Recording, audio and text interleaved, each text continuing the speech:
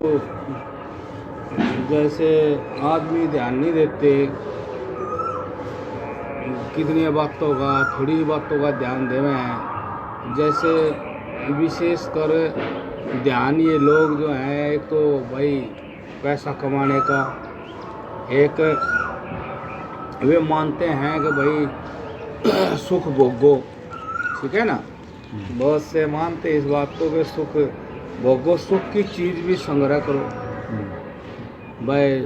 एक तो भोजन बढ़िया करो, और फिर और भी इंद्रियों के कितने वे हैं, फिर बढ़िया कपड़े पहनो हैं, फिर और बढ़िया पता नहीं क्या क्या छिड़के हैं। और इस तरह से आदमी ज़्यादातर यही है भाई, गाड़ी हो जा, मकान ठाड़ा हो जा, यही सोचते हैं। अब ये सारी चीज़ है, ये चीज़ें तो शारीरिक तक सीमित है। जो शरीर है ना, ये चीज़ तो उसको ये सुखी बनावे, ठीक है ना। लेकिन सुख जिसको है वो तो है मन, दुख जिसको हो तो है मन। अब हमारे शरीर में 3 शरीर हैं, आप ध्यान करो। अज्ञान पहला शरीर है। अज्ञान जब तक रहेगा, जब तक पाप होते रहेंगे।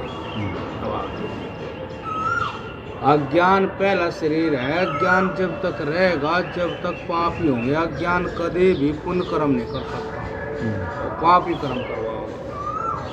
अब वो अज्ञान है मन में। अज्ञान के कारण मन गलत सोचेगा, सांसारिक बात सोचेगा, फिर वो सांसारिक वे कर्म करेगा गलत। अज्ञान के कारण मनुष्य को सारे संसार की वस्तु जो है ना, सच्ची और बड़े काम की दिखाई देवे। उसके बीच में उसने ये नहीं पता, अज्ञान के कारण तेरा मन इतना चंचल हो जाएगा, और चंचल होकर इतना संसार के सुखों में नियत बढ़ जाएगी तेरी, और वे जो सुख बिगड़ गए तो हादसा तेरे साथ होगा। अब वो हादसा होगा तो मन में होगा, मन से फिर वापस तन में होगा, ठीक है। यो इस तरह घूमे है। अब जैसे मान लो अज्ञान जब तक रहा, जब तक तो मन भी ठीक नहीं रहा ना। अब मन ठीक नहीं रहेगा तो फिर वो कर्म भी तो ठीक नहीं करेगा, और वे कर्म करेगा, उनके परिणाम फिर उसके वापस जय हो नारायण, जय हो जय हो जय हो डॉक्टर साहब, जय हो जय हो जय हो डॉक्टर साहब। तो यो जीवन 3 शरीरों से चल जा। अब ज़्यादातर हम इलाज कराए हैं आखिरी शरीर, स्थूल शरीर का, और का इलाज नहीं करते। अरे और का इलाज ना होने से उसका सूक्ष्म शरीर बीमार रहे तो बार बार ये बीमार रहे। 3 शरीर है, कारण शरीर, सूक्ष्म शरीर और स्थूल शरीर। हमारा आम आदमी का जो जीवन है, जो विचार नहीं करता, उसका जीवन जो है केवल ये स्थूल शरीर है, इसके ही दायरे में जिया जावे। और इसके दायरे में आवे है कि खान पान, रहन सहन, सोना जागना, और फिर स्वार्थों से लड़ाई करना, ज़्यादा चाहना, यो सारा स्थूल शरीर का मान बढ़े है। भाई मेरे पास तो इतनी बिल्डिंगें हैं, इतने गाड़ियां हैं, इतनी ज़मीन जायदाद है, भाई समाज में मेरी प्रतिष्ठा इतनी है, मेरी नहीं करे जाए। ये जो चीज़ें हैं, ये ना तो सूक्ष्म शरीर को ठीक रख सकती, स्वस्थ रख सकती, और न ही कारण शरीर को रख सकती। अब जो यो बता रहा है, यो तो है उन वस्तुओं से राग है। राग वहाँ बता दिया मन के लिए मैल, और इस मैल के कारण उसको सच्चाई के दर्शन नहीं होते, परमात्मा के दर्शन नहीं होते। उसने कहा मन को निर्मल करो, अब मन को निर्मल करे तो फिर उसको शांति मिले और उसका ये शरीर शुद्ध हो सारे। अब वो सारा जोर जो है वो इस स्थूल शरीर के ऊपर है। तो स्थूल शरीर तो ये काम तो करे, वो स्थूल शरीर से जो सुख मिले वे मन में जावे, मन के अंदर फिर वैसी ही प्रकृति बने, फिर मन से प्रेरित होकर फिर स्थूल शरीर से काम करे। तो यो आदमी जो है मन और तन और व्यवहार इसी जीवन को जाने, मन से परे जाता नहीं। अब मन से परे जा तो फिर इसको मतलब स्वस्थ जीवन मिलेगा, बीमारी से रहित जीवन मिलेगा। अब मन से परे तो जावे तो उसने स्थूल शरीर पे इनके परिणामों पर ध्यान देना चाहिए। जब भी उस सूक्ष्म शरीर है मन वो निर्मल शुद्ध होएगा। अब वो जितना भी संसार में बढ़े है तो राग से बढ़े, वो राग बिगड़े तो फिर द्वेष में उड़ जाए। ये राग द्वेष की सृष्टि जो है उसको मन से परे, जो मन को प्रकाशित करता है आत्मा, उसका ज्ञान नहीं होने देता। और जब उस आदमी को हादसा होता है तो उसका जो अटैक आवे है, उस अटैक में मानसिक बीमारी हो है, क्योंकि मन में तनाव हो और उस मानसिक तनाव से हमारे स्थूल शरीर में जो भी अंतर तंत्र है ना वे खराब हो जाए। दिमाग में सोचने समझने की शक्ति खत्म हो जाएगी बस। वो सोचने समझने की, अब मान ले जैसे भूख लगी खा रहे हैं तो दिमाग ही तो रोक है उसको, और ना खावे ज़्यादा पेट भरिए, और वो दिमाग है नहीं तो खाए जाएगा।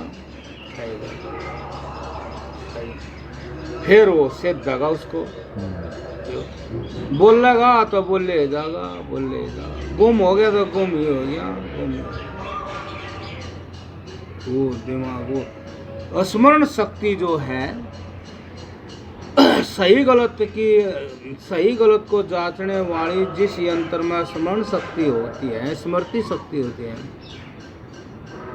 वो खत्म होगी। वो खत्म हुई, उसके मन में जो अज्ञान बैठा था, देख लो, उसके मन में जो अज्ञान बैठा था, जो वस्तु जैसी उसको नहीं जाना था, जो वस्तु जैसी उसको नहीं जाना था, जैसी भी जाना था वैसा ही अपने लिए वो काम करता चलेगा काम। अब उस काम में यदि कुछ भी बिगाड़ आवे, वो उसके लिए एक भारी अटैक सा लगे। उस अटैक में बस वो शारीरिक अंतर तंत्र खत्म हो जाए। अब ये जो लोग सब हैं ये उस बात पर ध्यान नहीं दे रहे, जैसे भाई ऋषि मुनियों ने बात कही, उसको कहें आध्यात्मिक जीवन। वो आध्यात्मिक जीवन मन को ठीक करे। जब मन ठीक हो जाएगा, स्वस्थ हो जाएगा, तो फिर तन भी ठीक हो जाएगा। फिर वो व्यक्ति बिल्कुल स्वस्थ होता होया स्वस्थ रह कर मरेगा। अब स्वस्थ रह कर मरेगा तो अपने जीवन को अगले को भी सुधार लेगा, अगले जीवन को भी, मतलब अगला जीवन यहाँ तक सुधार लेगा उसको आत्मा परमात्मा का ज्ञान हो जाए। आत्मा परमात्मा क्या चीज़ है। अब उन्होंने कहा खाली भौतिक और भोगों से कोई जीवेगा तो वो मन से परे नहीं जाएगा, मन से उड़े रहेगा और उसको अटैक हुए उन अटैकों का मन पर अटैक होगा, मन से फिर शरीर पर अटैक होगा, शरीर जवाब दे जाएगा उसका। इसलिए उन्होंने कहा आध्यात्मिक जीवन जियो। आध्यात्मिक जीवन को कोई मानता ही नहीं। उन्हें नहीं पता कि आध्यात्मिक जीवन से तुम्हारा मन सूक्ष्म शरीर स्वस्थ होगा और कारण शरीर नष्ट हो जाएगा। आध्यात्मिक जीवन से जो अज्ञान है, सब पापों का मूल है, वो नष्ट हो जाएगा, ज्ञान हो जाएगा। ज्ञान होने से उसका सूक्ष्म शरीर शुद्ध हो जाएगा, निर्मल हो जाएगा। ज्ञान होने से वो पकड़ेगा, यो तो राग भाई जहर है, यो तो राग है, मीठा जहर है। अब वो जो मीठा जहर है राग उसने वो खत्म करेगा, उससे उसका मन स्वस्थ हो जाएगा और स्वस्थ मन से फिर तन भी स्वस्थ और व्यवहार भी स्वस्थ। बाहर की वस्तुओं को बढ़ चढ़ कर चाहोगा नहीं और उनके सुख में बंध रहेगा नहीं। जो आध्यात्मिक ज्ञान है वो उसको बता रहा है, ना कि वो सदा रहने का नहीं है। पहले तो प्राणी पदार्थ वस्तुओं के सुख को नजर में बसा कर काम कर रहा था, ये वो आत्मा को नजर में बसा के काम करेगा। नारायण जय हो, जय हो, जय हो। ओम नमो नारायण। महाराज जी के चरण मिलते हैं, जय हो, जय हो, महाराज जी के चरण मिलते हैं। जय हो।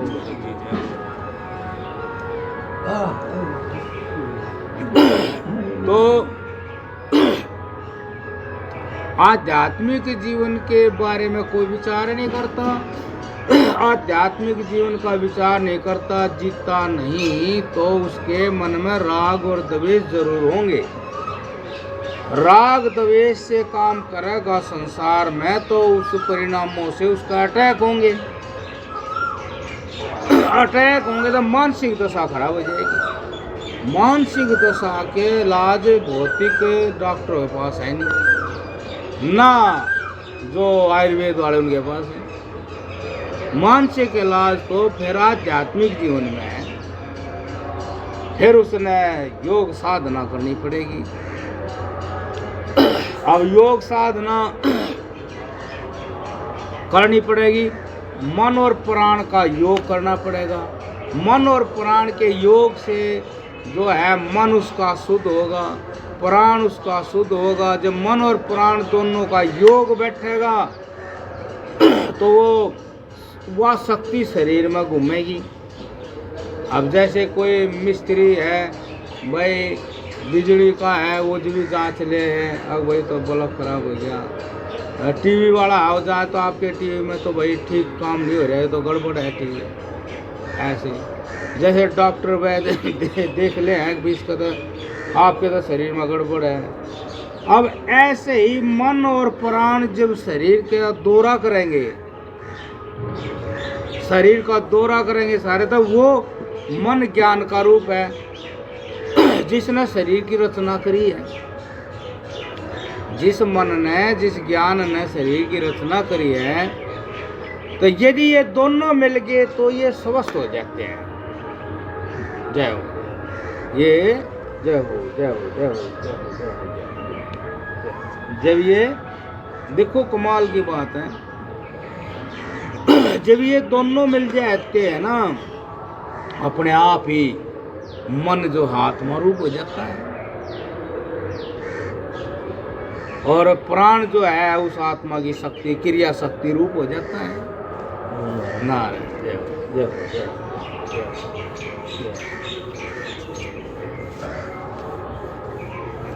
अब आत्मा ने तो सब रचा ही है, सारी सृष्टि रची है और शरीर भी उसने रचा है। और जब ये दोनों अपने स्वरूप में आ जाते हैं, शरीर का दौरा करें, ये सारे शरीर में इकट्ठे हो जाते हैं। ये शरीर में इकट्ठे तो नहीं रहते, ये जो आदमी संसार में जिए हैं अबे जागते बाहर फैल जाए और बाहर फैलने हैं राग और द्वेष से।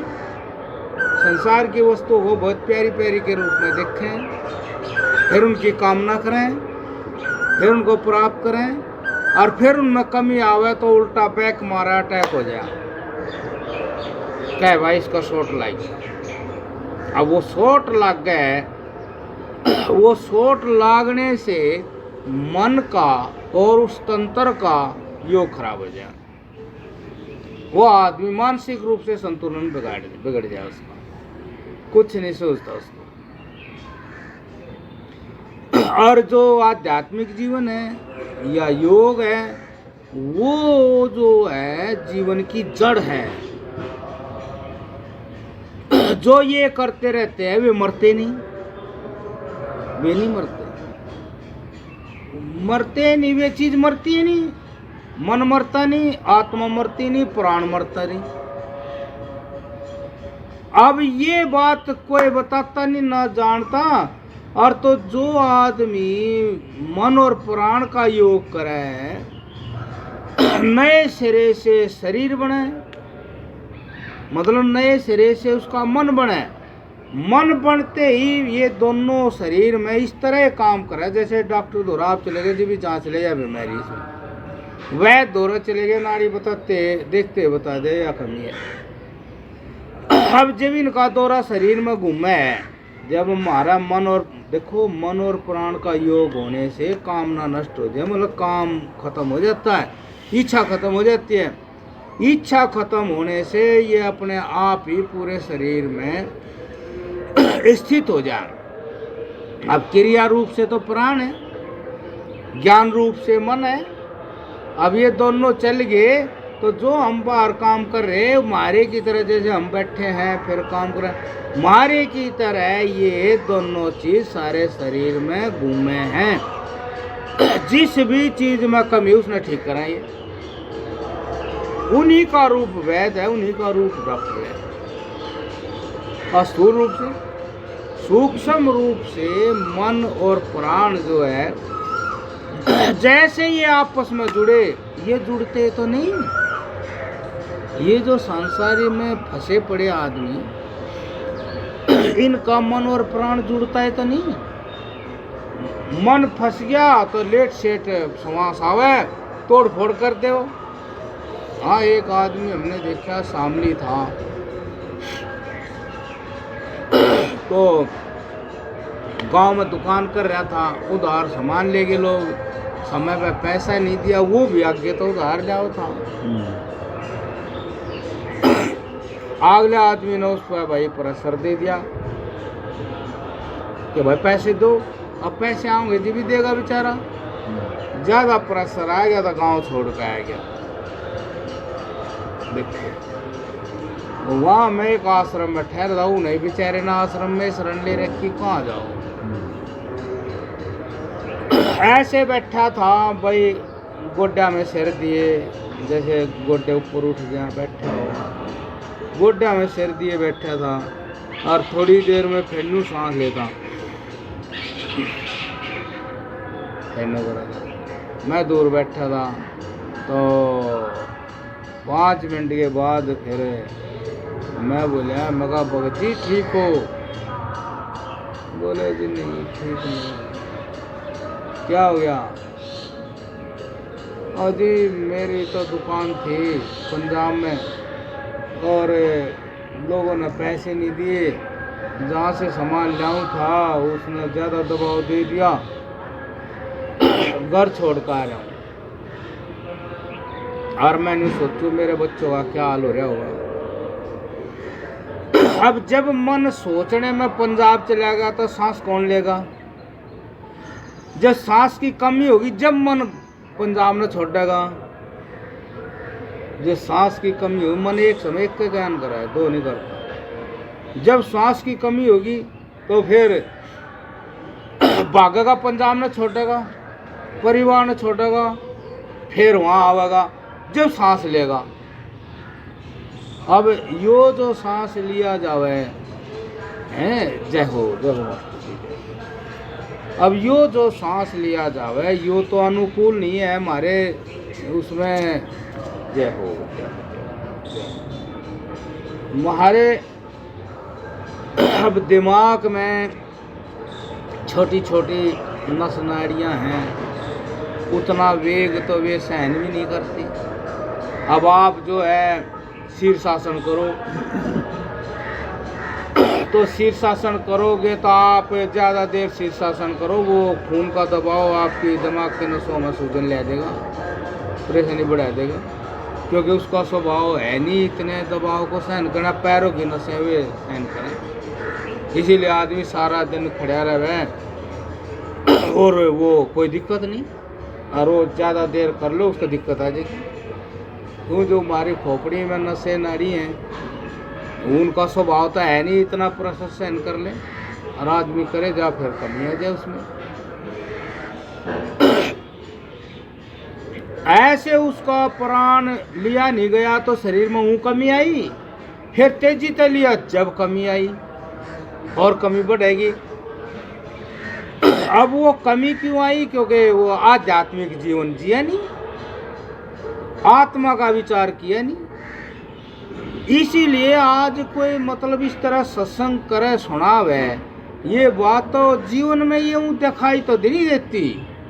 इसीलिए लोग इनका महत्व नहीं समझते। अगर आध्यात्मिक जीवन है वो आपके जीवन की आत्मा का जीवन है। यदि आध्यात्मिक जीवन ठीक है तो भौतिक जीवन ठीक हो जाएगा। यदि आपका मन मुक्त है तो आपका सब कुछ स्वस्थ हो जाएगा और मृत्यु के परे और अलौकिक जो सूक्ष्म सत्य है वे भी दिखाई देने लग जाएंगे। इन बातों को कोई भी नहीं मानता। अब उनका ज्यादा से ज्यादा मन संसार में फंस जा। अब जो ज्यादा से ज्यादा राग संसार में, तो हमारी तो ऊर्जा सारी बाहर है। 10% ऊर्जा शरीर में काम करे, ज्ञान रूप से ऊर्जा बाहर और क्रिया रूप से प्राण भी बाहर। अब बताओ, मतलब वो आदमी सांसारिक कार्य भी इतने ठीक नहीं कर सकता और जो संसार से परे के कार्य है आत्मा परमात्मा संबंधी तो वो विचार कैसे कर लेगा? आप देख लो भाई, कितने केस हैं कोर्ट में। वे क्यों है कोर्ट में? अब जब 10% ऊर्जा काम कर रही है, 90% ऊर्जा बाहर है, तो अहंकार होना ही आदमी को, पक्का अहंकार होना। अहंकार करेगा तो व्यवहार ठीक होना ही नहीं। व्यवहार ठीक नहीं होना तो फिर झगड़ा, फिर उस झगड़े में फिर हाथ से मानसिक संतुलन बिगड़ जाएगा, डिप्रेशन में आ जाएगा, बैठा रहेगा बंधु सास से, कुछ समझ में ही नहीं आए। और ये काम किसी उम्र में भी हो सकते हैं। इसलिए हमारी जो जीवन गाड़ी है वो दो तरह से चलती है, आत्मिक शक्ति से और भौतिक शक्ति से। भौतिक शक्ति है पृथ्वी जल अग्नि वायु आकाश। आत्मिक शक्ति है ज्ञान रूप से अपना आपा आत्मा। अब जब ये चली तो यही शक्ति हमारे शरीर में आत्मा रूप से तो मन में बदल गई, ठीक है, और क्रिया रूप से प्राण में बदल गई। फिर स्थूल शरीर में ज्ञान रूप से जो आत्मा थी वह ज्ञान इंद्रियों में आ गई और क्रिया रूप से जो प्राण शक्ति थी वह क्रिया रूप से कर्मेंद्रियों में आ गई। अब इस तरह से वो वापस आता है तो उस मनुष्य को आत्म दर्शन होता है। जो आत्म दर्शन हुआ, पहले ही छोटा बच्चा है उसकी आत्मा पर उसी समय पर्दा पड़ जाता है, आत्म दर्शन हुआ। अब वो आत्म दर्शन हुआ, कभी भी लौट कर मनुष्य वास्तविक आत्मा पर विचार नहीं करता। आत्मा थी तो आत्म दर्शन हुआ, लेकिन वो महत्व किसको दे है? जो आत्मा बाहर मिली। मैं धनवान हूँ, मैं बलवान हूँ, मैं ठाड़ा हूँ, मजबूत हूँ। अब जैसे जैसे ये ताकत आती है तो ताकत के हिसाब से वो बाहर व्यवहार करता ही नहीं। मान लो जैसे भाई माँ बाप का लड़का है ठाड़ा हो गया, तो जैसे उसमें एहसास हो गया ठाड़ा हो गया, तो माँ बाप ने तुमने नहीं गिरा, तुमने नहीं गिरा, वो उनकी बात को ध्यान से भी नहीं सुनता। बोले मैं भी जान लग गया ना। अच्छा बाहर जाएगा तो वो उसके हिसाब से चलागा, शरीर के हिसाब से। तो शरीर में मैं मिली तो बंका हटे डहा चलागा, सहन करके बात नहीं करे। वो माड़ा कुछ कहेगा फिर के बात होगी, वागला भी नहीं बोला तो बन गई बात है ना, बन गई।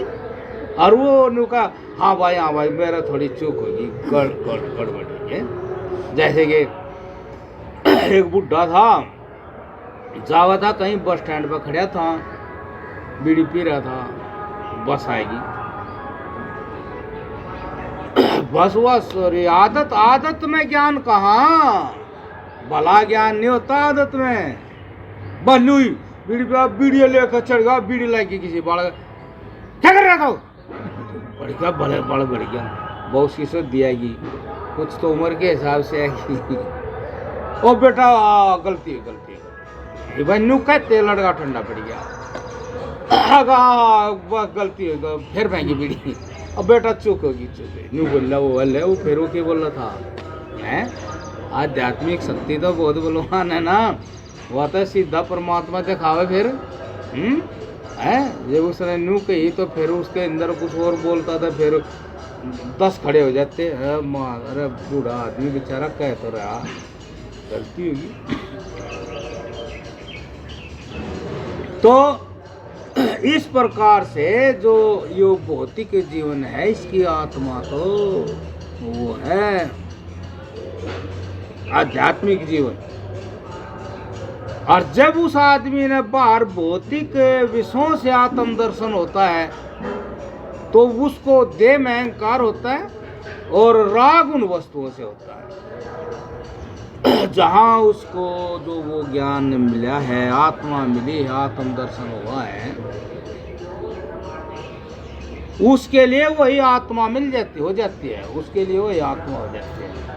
और एक चुटकुला सा भी है ऐसा है, देखो आत्मा हो जाती है। वो चुटकुला खराब सा है वो तो, पर वो लागू है सम जीवन में, समाज में ऐसा देखा गया तो बना रखा किसी ने। भाई आदमी की दशा क्या हो जाती है, जैसे आत्म दर्शन होता है ना तो उस आदमी की उस वस्तु में और उस आदमी में फर्क नहीं रहता, एक जान होता। वो मास्टर पूछ रहा था, भाई बताओ जान कैसे निकलती है, कहाँ का निकलती है। भाई एक लड़का ना हाथ हिलाओ तो कदे जवाब भी ना दे था। वो डॉक्टर मास्टर ने सोचा आज ही ने कि करवेरा बैठ गया जवाब का। ये तो कदे बताता नहीं, पढ़ाई का वो भी नहीं बताता। तो वो मास्टर बोला हाँ भाई बता, उसने बता भाई जान कहाँ से निकलती है। उसने तो एकदम तपाक से कह दिया खिड़की से निकलती है। मास्टर देखे खिड़की खिड़की ने कैसा जवाब दिया भाई, हो खिड़की। वो मास्टर भी चक्कर में पड़ गया। अब वही हो तो कमाल का जवाब दे दिया इन्हें। बोले भाई खिड़की से कैसे निकलती है। अब जी मेरे पिताजी खड़े थे, खिड़की के पास खड़े थे और उन्होंने कहा ओ ठहरो मेरी जान।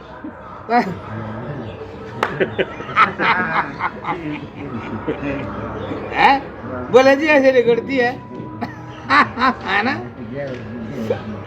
जान दूसरे में डल जाए ना है। अब मेरी जान है भैया, मेरी जान है।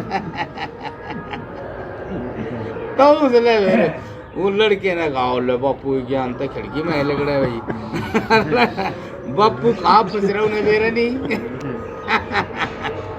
है। बापू ने अपनी जान कहाँ हवाला कर रखी है, मेरा तो नहीं। ऐसे जान का नाम ही ज्ञान है। ज्ञान ज्ञान जब हमें कहीं भी अपना विशेष सुख वाली आत्मा अनुभव करे है तो वह ज्ञान हो जाए अपनी। फिर भाई मैं तो इसके बिना हो जाए ऐसा ही हो। एक बुढ़ा आदमी, कमाल की बात है, कमाल की बात है। आप लोग और वही महाराज जियों के संग भी कराया बहुत लोगों ने, उसने भी कराया था जो बुढ़ा था। तो बुढ़े की उम्र भाई 80 के ऊपर जाली थी और आया नमस्कार की, नमस्कार करके न जैसे उठा रोता ही उठा। मैंने कहा क्या बात हो गई, क्या हो गया।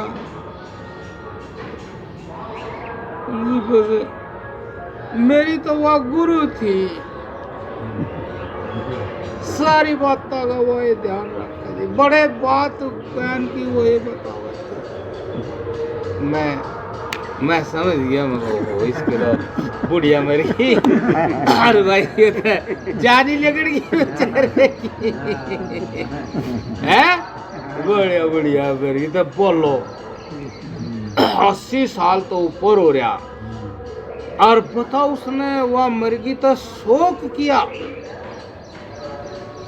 परमात्मा ने उसको मौका दिया कि कुछ समय अकेला रह लिए और अपने से बात कर लिए। जो जो बात उस तक करे था वे बात तू अपने से कर लिए। क्यों तना मौका मिल गया हुआ तब बेगन करे नहीं। और तू ही वेकला बैठ कर अपने तब बतला ले हैं।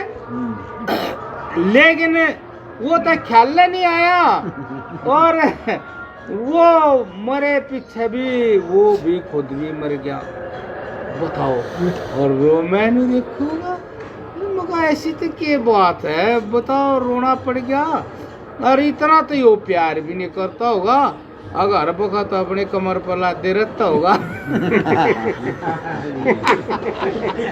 अब कहीं मैं लैट्रिन जाऊँ करण के देने बटा जाऊँ तो मेरी क्या इतना तो करता नहीं होगा। नहीं तो करके दिखाना था यो करके दिखाना था ना है भाई। भाई जो बिजनेस कर रहा था जो नौकरी कर रहा था तो गेल ही रहनी थी वह उस बल्कि उसने न्यू कहना था। अरे मना तो रोटी तो खा नहीं दिया हर वक्त चिपटाई रखा है।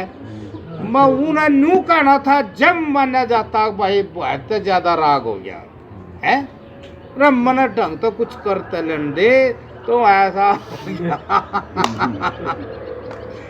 तो भाई मैं कहा मैं फिर भी मैं के ज्ञान दूँ ज्ञान तो उसने ज्यादा हो रहा। मैं तो अपना चुप हो गया। मैं कहा भाई इस बात से तू ही निपटेगा है ना। आयो तो तू ही निपट रहा अच्छा है। मुकाबला तेरा ही बढ़िया रहेगा। तो ऐसे मतलब हमें इसको भी आत्म दर्शन कहते हैं। देखो भोग की स्थिति को दर्शाया गया तदात्म बुद्धि। जैसे दूध में पानी मिला दिया एक हो गया ना। ऐसे विषय के साथ ज्ञान एक हो जा बुद्धि एक। जय हो नारायण जय हो जय हो जय हो जय हो जय हो जय हो।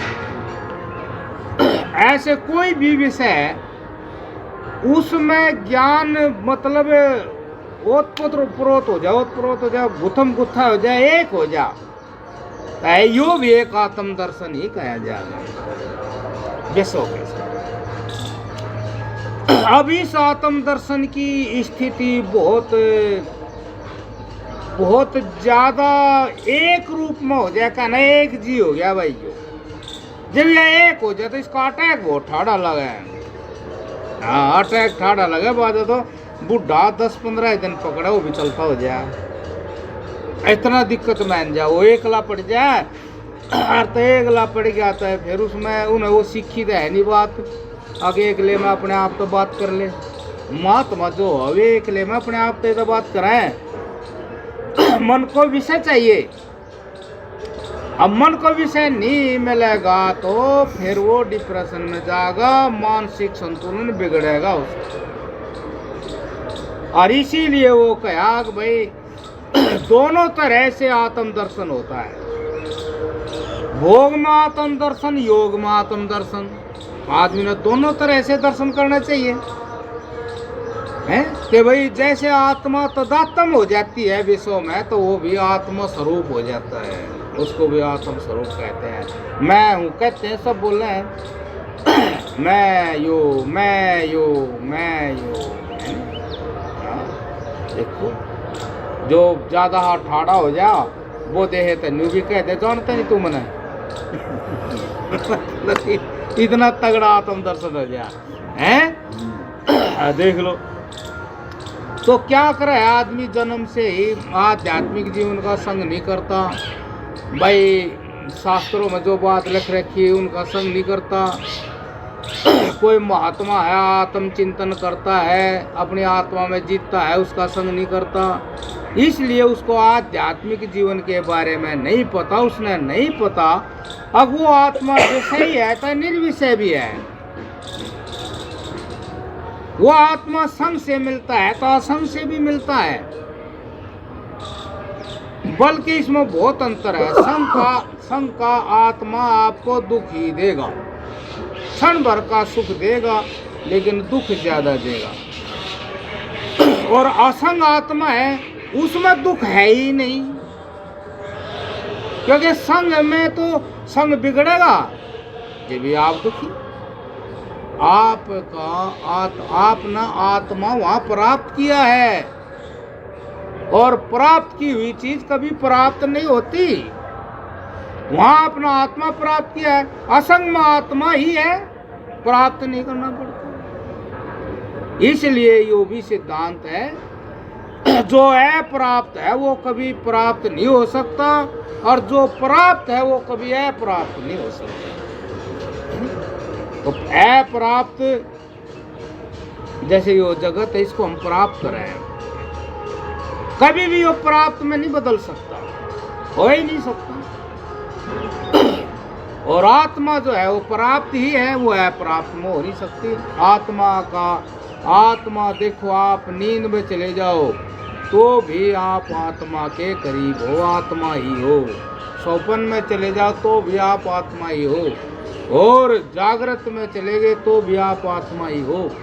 आत्मा जब शरीर में कोई डिफेक्ट आ जाए तो भी आत्मा में ही हो, शरीर को छोड़ती है आत्मा तो भी आप आत्मा में ही हो।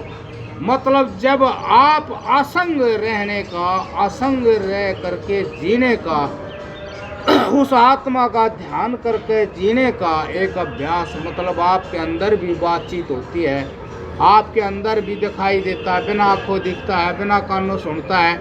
आप अंदर झांकोगे तो आपकी इंद्रियां बाहर रह जाएंगी,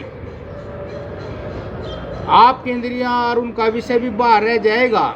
लेकिन आप यदि अंदर झांकोगे तो आपको दिखता भी है, सुनता भी है, स्पर्श भी करते हो, व्यापार भी करते हो, वार्तालाप भी करते हो, और उसमें आपको वो भी दिखाई देता है जो कभी भी इंद्रियों से दिखाई नहीं देता। और आपको अपने आप में वो भी ज्ञान होता है जो ज्ञान कभी भी आपको जगत में नहीं होता। और जिस दिन आपको आत्म दर्शन अपने आप में होने लग गया, फिर आप बाहर देखोगे भी नहीं,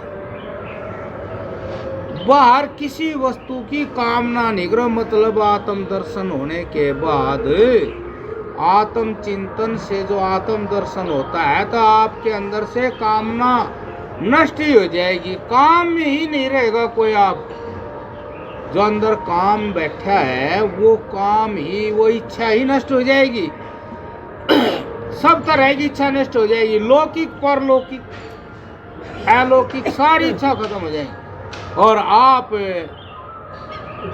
एक ऐसे बन जाओगे जिसमें कभी भी ऐसा नहीं होता जैसे भी कह दे गरीबी आएगी, टोटा आ गया, कलेश हो गया, अभाव हो गया किसी चीज का, दुखी हूं मैं, कभी हो ही नहीं सकता कभी भी। इसलिए फिर उसके लिए योग करना पड़े भाई। तदात्म बुद्धि मतलब आपका ज्ञान किसी विषय में रमण कर गया, चाहे मन से कर गया, चाहे तन से कर गया, यो है भोग। मन से भी कर गया तो भी भोग ही कहा जाता है। इसमें भी आत्म दर्शन होता है लेकिन वास्तविक नहीं होता है। योग में जब मन और प्राण का योग कर लिया, कर्म और मन का योग कर लिया, आप जब कोई भी काम करते हो तो मन वहां हाजिर है, तो मन और कर्म का योग हो गया, मन और प्राण का योग हो गया, ये दोनों योग हो गए तो आपको वास्तविक आत्मा का दर्शन होगा। उस दर्शन में आपको सब प्रकार के ज्ञान होंगे, सारे ज्ञान होंगे, जीना कैसे चाहिए, और आप कभी भी इस आत्मा को छोड़ नहीं सकते। और इस आत्म ज्ञान से आप संसार में भी सारे विश्व में सुखी रहोगे और सब कुछ करते हुए कुछ भी नहीं करोगे। बाहर का जो भी किसी प्रकार का प्रतिकूल है उसका भी असर आप पे होगा। आपकी शांति नहीं बिगाड़ सकता ये जगत। तो इसलिए मतलब बच्चा जो है जन्म से ही भोग दर्शन कराया। भोग आत्म दर्शन जो होता है उसको भोगों से ही होता है। और जब योग करता है तो उसको आत्म दर्शन अपने मन में ही होता है। वो आत्म दर्शन जो है कभी आपको छोड़ता नहीं। वो जो आत्म ज्ञान है वो आपको कभी छोड़ता नहीं। उस आत्म ज्ञान के सामने सारा विश्व एक है। सारे विश्व में एक ही वासुदेव, एक ही चेतना संग्रह। इसलिए आदमी जो है योग करते ही नहीं। कह दें मान लो चल जा, ठोकर लगी गिर गया होगा, ध्यान से चला कर। कह तो देंगे ध्यान से चला कर। देखो घर में कुछ काम कर रहा है, कोई बर्तन कुछ पड़ गया या पागल इधर, ध्यान से चला कर। ध्यान का मतलब विचार से। जब आप चलो तो विचार से चलो भी, ठीक भी चल रहा हूँ, देख कर चल रहा हूँ, हैं जमीन को देख रहा हूँ, गड्ढे पड्डे को ध्यान से देख रहा हूँ, बच कर चल रहा हूँ। यो है ध्यान से चलना। रोटी खा रहा ध्यान से खा रहा। कितने है बोलते खाते रहेंगे और फलाने विषय में विचार करते करते खाएंगे। और ध्यान से खाने का मतलब पता लगा भाई सब्जी कैसी, सब्जी में कुछ गिर तो नहीं रहा, रोटी कच्ची है पक्की है। जब खाएगा जीभ बता चबा कैसे रहा हूँ, जीभ जाम ना कट जा, गाल गुल ना सुनाया जा, उसने चबाते पता रहेगा स्वाद कैसा है। और जिसका मन बिखरा हुआ है सारा काम कर जाए वो पता ही नहीं लगा भाई कैसा था, बिखरा रहेगा उसका मन। और तो योग है कि भाई मन और उसके कर्म में जुड़ जाए। जय हो। योग हो गया निष्काम कर्म योग, मतलब मन और प्राण दोनों जुड़ते हैं, निष्काम हो जाते हैं।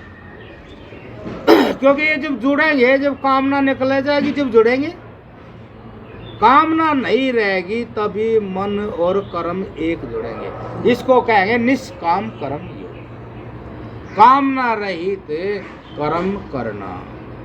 अब आप करोगे इसी मतलब निष्काम कर्म योग जब हो गया, जब मन और प्राण दोनों जुड़ गए ना, तो उसी समय आपके अंदर आध्यात्मिक प्रकाश हो जाएगा। आपको अंदर से स्फूर्णा होगी।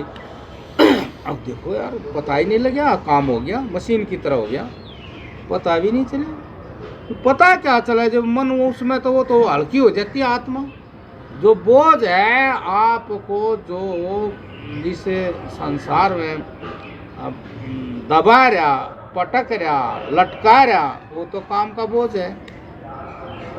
नहीं तो आप तो बहुत हल्के हो, बहुत ही हल्के हो। देख लो ज्ञान में तो कोई वो वजन ही नहीं है, लेकिन ज्ञान में वजन हो जाता काम से। जब काम इच्छाओं के अधीन जो आत्मा हो जाती है उसको कहते हैं विकारी। विकार है ज्ञान। जैसे दाल, पानी में दाल गिर दी, दाल नाच गिर दिया, वो विकार आ जाए, उसमें वो स्वरूप बिगड़ जाए। ऐसे आत्मा काम के अधीन हो जाए तो विकारी होगी, बस विकार आ गया। वो आत्मा, विकारी आत्मा हमेशा ही जगत के सुखों की कामना करती है, चाहे वो किसी तरह में ले, खूब मेहनत करती है। और उसमें कभी दुख आ जाए तो अटैक भारी, टेंशन हो जाती है। मतलब जितनी बीमारियां होती हैं वे बाहर की आसक्ति से होती हैं, राग से होती है। मन में वो राग मैल का रूप होता है और बाहर वो क्लेश और दुख का रूप होता है। और जो व्यक्ति निष्काम मतलब योग करे, अपने मन को प्राण से जोड़े, अपने मन को कर्म से जोड़े।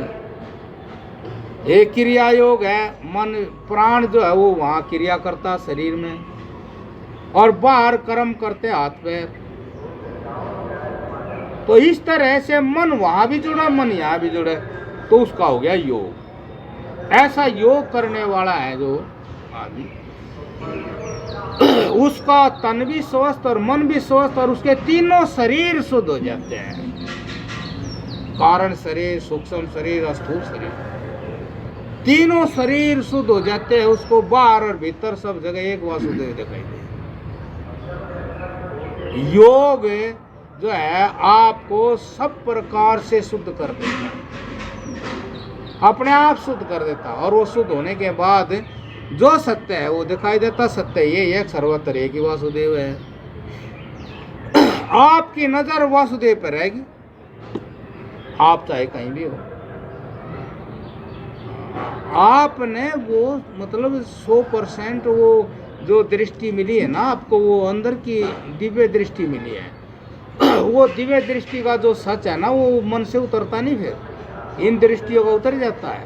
विकार आया उतर गया, विकार आया उतर गया। तो वो जो दिव्य दृष्टि मिलती है उससे जो आत्म दर्शन होता है वो सर्वतर ही होता है। फिर अपने अंदर भी बाहर और सर्वतर के वो ही है और कुछ है ही नहीं। इस तरह से उस आदमी का सारा क्लेश ही कट जाए, रोग कट जाए उस आत्मा से, योग से प्राप्त आत्मा से। तीनों शरीर शुद्ध हो जाते हैं। यदि शरीर शुद्ध नहीं हुए तीनों तो कोई भी व्यक्ति दुखों से मुक्त नहीं हो सकता, क्लेशों से मुक्त नहीं हो सकता, टेंशन से मुक्त नहीं होता, परेशान रहेगा। आप परेशानी जो शारीरिक मानसिक है कभी भी संसार के प्राणी पदार्थों से दूर नहीं कर सकते।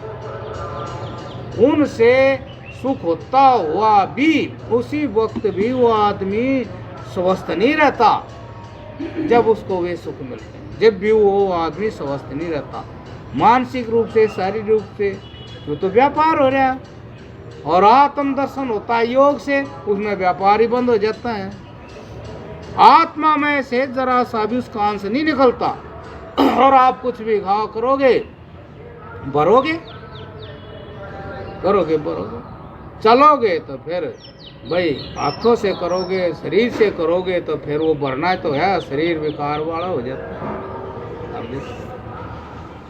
यही एक बात बता के फिर बंद करेंगे। मतलब भाई आध्यात्मिक ज्ञान कितना बड़ा है। यही कोई व्यक्ति आया, बातचीत करी, फिर वो काजू ले आया था, उसने मुझे भाई काजू दे दिए, चला गया वो आदमी। फिर मैं बैठ के विचार कर रहा, मगर काजू की महिमा बहुत है। काजू हर एक आदमी खाता नहीं, गरीब आदमी खाता नहीं, खाने की इच्छा सबकी हो, और लेकिन दांत ना हो तो काजू क्या करेगा। हमारे अंदर ज्ञान आया मगर जब दांत ना हो तो ये काजू धरा ही नहीं रहेगा यहाँ, क्या कर देगा। फिर मतलब मूल्यवान वस्तु जो महत्वपूर्ण है मेरे लिए वो कौन सी है, काजू एक दांत है। अब कोई कहे महाराज जी दांत लोगे काजू लोगे, और तो बुद्धिमान तो दांत लेगा, दांत लेगा। अब फिर कोई दांता का अहंकार कर ले, भाई मजे आएंगे, दांत है काजू भी खा लेंगे, और फिर दांत भी खराब हो जाते हैं, कीड़े लग जाते हैं। फिर उस ताक का अंदर से आ जाई आग, भाई दांत भी बढ़िया हैं कि दांत स्वस्थता रखने का जो ज्ञान है वो बढ़िया है। जब आपसे कोई कहे आगे दांत ले होगा, ज्ञान ले होगा, तो बुद्धिमान तो रहा ज्ञान ले। दांत तो दांत ही रहेंगे, और ज्ञान आ गया था हाथ पैर नाक कान सब ने ठीक रखा हो है? वो तो सारे सिस्टम ने ठीक रखेगा। तो फिर भाई आता तो ज्ञान श्रेष्ठ है, काजू तो बहुत दूर रह गई, अब ज्ञान श्रेष्ठ है, ये तो ज्ञान श्रेष्ठ है। अब फिर वो कहे यो ज्ञान भी नहीं होता, इसके लिए भी वह विद्या होनी चाहिए ध्यान की। कोई महापुरुष हो कहीं से तो न्यूनतम होता नहीं हो ज्ञान। तो फिर ज्ञान जो अब यो ज्ञान हो गया तो भाई ज्ञान की विद्या, यो ज्ञान जो दिव्य ज्ञान जो है यो कैसे हो बताओ। ये ज्ञान लोगे कि वो दिव्य शक्ति लोगे जिससे भी ज्ञान हो हैं बहुत सारे, तो बुद्धि नहीं कहेगी वो जो दिव्य ज्ञान जो सर्वत्र एक समान सबका ज्ञान करा दे, और उसके ज्ञान होने पर कोई कामना नहीं रहती, वो ज्ञान चाहिए। अब बताओ काजू कहाँ रहेगा? काजू तो किसी कैटेगरी में ही नहीं आया फिर तो उन्हें तो कोई बूझ ही नहीं रहा। और तो उसने वो ज्ञान लिया, अब वो ज्ञान हो और तो उस ज्ञान से वो सब कुछ प्राप्त कर सकते हैं। और उस ज्ञान से वो ज्ञान से ही शांति प्राप्त कर लेगा, काजू खागा नहीं होगा, ज्ञान से ही तृप्त हो जाएगा। तो इसलिए जो है हमने मतलब योगाभ्यास करना चाहिए, भोगाभ्यास नहीं, योगाभ्यास करना चाहिए। योगाभ्यास से हमें तत्व का ज्ञान हो जाता है, सार का ज्ञान हो जाता है। ये सारा विश्व जिस पर खड़ा हुआ है उस आत्मा का ज्ञान है। आत्मा मिल गई तो विश्व मिल गया, सब वो मिल गया। चलो भाई बात हो गई है, हो गया। क्या टाइम हो गया?